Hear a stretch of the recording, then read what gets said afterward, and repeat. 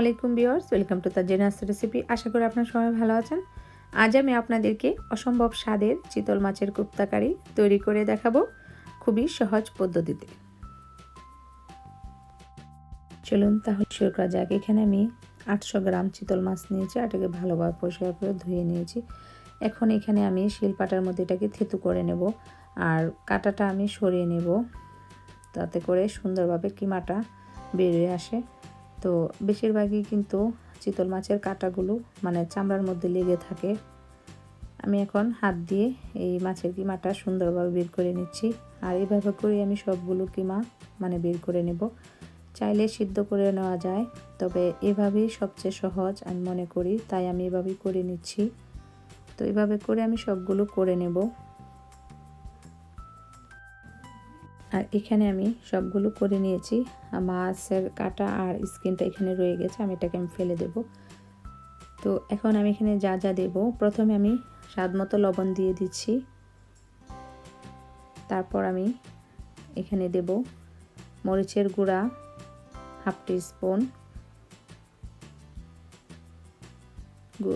গরম মশলার গুঁড়া হাফ টিস্পুন, জিরার গুঁড়া হাফ টিস্পুন, হলুদের গুঁড়া হাফ টিস্পুন, ধনিয়ার গুঁড়া হাফ টিস্পুন, সবগুলো গুঁড়া মশলা আমি এখানে দিয়ে দিলাম। এখন এখানে কাঁচামরিচ কুচি নিয়েছি 1 টেবিল চামচ, ধনিয়া পাতা কুচি নিয়েছি 1 টেবিল চামচ, এই দুটোটা দিয়ে দিলাম। আর 1 টেবিল চামচ পেঁয়াজ বাটা দিয়ে দিচ্ছি। আমি এখানে হাফ কাপ পেঁয়াজ বাটা নিয়েছি। আর এখানে নিয়েছি আদা রসুন পেস্ট 1 টিস্পুন করে, এটা থেকে হাফটা দিয়ে দিলাম, বাকিটা আমি পরে অ্যাড করব। এখন এটাকে আমি হাত দিয়ে মিক্সড করে নিচ্ছি। আর এখন একটা সিদ্ধ আলু নিয়েছি, এটাকে আমি ম্যাশ করে দিয়ে দিচ্ছি। তারপর একটা ডিমের কুসুম দিয়ে দেব, ডিমের সাদা অংশটা এখানে দেব না, ওটা আমি পরে ভেজে খেয়ে ফেলবো। শুধু ডিমের কুসুমটা দিয়েছি। তো ভালোভাবে হাত দিয়ে মিক্সড করে নিলাম। এখন হাতে একটু তেল লাগিয়ে নিচ্ছি, আর এগুলোকে আমি গোল গোল করে বলের শেপে বল বানিয়ে নিব। তারপর সবগুলো বানিয়ে আমি চুলায় যাব। তো চুলায় একটা প্যানে আমি পর্যাপ্ত পরিমাণে তেল দিয়েছি, আর এই কোপ্তাগুলো আমি তেলের মধ্যে ভেজে নেব। এই পিঠ ওই পিঠ ভালোভাবে উল্টে পাল্টে ভেজে নিতে হবে। আমি এগুলোকে একটু ব্রাউন কালার করে ভেজে নেব। আর এভাবে করে কোপ্তা কারিটা তৈরি করলে কিন্তু বাচ্চারাও খেতে পারে। চিতল মাছ কিন্তু খুবই মজার একটা মাছ, কিন্তু অনেকে ভয়ে খেতে চায় না, কাটার ভয়ে। তো কোপ্তা কারিটা করলে কাটার কোনো ভয় থাকে না, খেতে খুবই ভালো লাগে।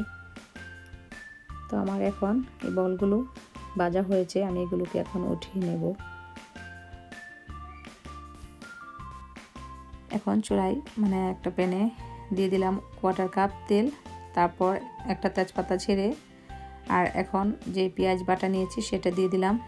তারপর দিয়ে দিচ্ছি আদা রসুন পেস্ট দিয়ে নেড়ে চেড়ে নেব। 2 থেকে 3 মিনিট সময় নিয়ে হালকা একটু ভেজে নেব। তারপর দিয়ে দেব স্বাদ মতো লবণ। তো লবণটা দেওয়ার পর দিয়ে দিচ্ছি আমি এখানে হলুদ মরিচের গুঁড়া 1 টিস্পুন, জিরার গুঁড়া 1 টিস্পুন, ধনিয়ার গুঁড়া 1 টিস্পুন, হলুদের গুঁড়া 1 টিস্পুন, হাফ টিস্পুন গরম মশলার গুঁড়া। সবগুলো গুঁড়া মশলা এখানে দিয়ে সামান্য একটু পানি দিয়ে দেব, যেন মশলাটা পড়ে না যায়। তারপর আমি যে কোপ্তাগুলো ভেজে রেখেছি সেগুলোকে আমি একটু কষিয়ে নেব 2 থেকে 3 মিনিট সময় নিয়ে।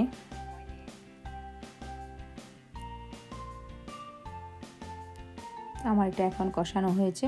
তো এখন আমি দিয়ে দিব ফালি করা কাঁচামরিচ। আমি এখানে 5 পিস কাঁচামরিচ নিয়েছি, সেটা দিয়ে দিলাম।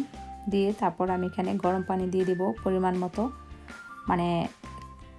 এই কোপ্তার বলগুলো যেন অর্ধেক ডুবে থাকে এরকম পরিমাণে পানি দিতে হবে। তারপর 5 মিনিটের জন্য ঢাকনা দিয়ে ডেকে দেব, চুলার হিটটা মিডিয়াম হিটে রেখে। তো এখন আমি ফিরে এলাম। এখন এখানে আমি দিয়ে দিচ্ছি হাফ টিস্পুন জিরার গুঁড়া দিয়ে নেড়ে ছেড়ে, তারপর উপরটাতে 1 টেবিল চামচ ধনে পাতা কুচি দিয়ে দিচ্ছি, দিয়ে ঢাকনা দিয়ে ডেকে দেবো আবারও 2 মিনিটের জন্য। তো 2 মিনিট পর ফিরে এলাম। আমার রান্নাটা সম্পূর্ণভাবে হয়ে গিয়েছে। এখন আমি 1 টেবিল চামচ পেঁয়াজ বেরেস্তা ছিটিয়ে দেব, দিয়ে তারপর ঢাকনা দিয়ে ডেকে রেখে দেবো 1 থেকে 2 মিনিটের জন্য। তারপর আমি পরিবেশন করব। তৈরি হয়ে গেল আমার অসম্ভব স্বাদের চিতল মাছের কোপ্তা কারি। প্রণালীটি যদি আপনাদের ভালো লাগে তাহলে অবশ্যই আপনারাও ট্রাই করবেন, এবং আমার ভিডিওটি একটি লাইক, ও যারা যারা এখনও আমার চ্যানেলটি সাবস্ক্রাইব করেননি প্লিজ চ্যানেলটি সাবস্ক্রাইব করে সাথেই থাকুন নতুন নতুন রেসিপি পেতে। তো আমাকে কমেন্ট করে জানাবেন কেমন হয়েছে। আজ এই পর্যন্তই। সবাই ভালো থাকুন, সুস্থ থাকুন, নিরাপদে থাকুন। আল্লাহ হাফেজ।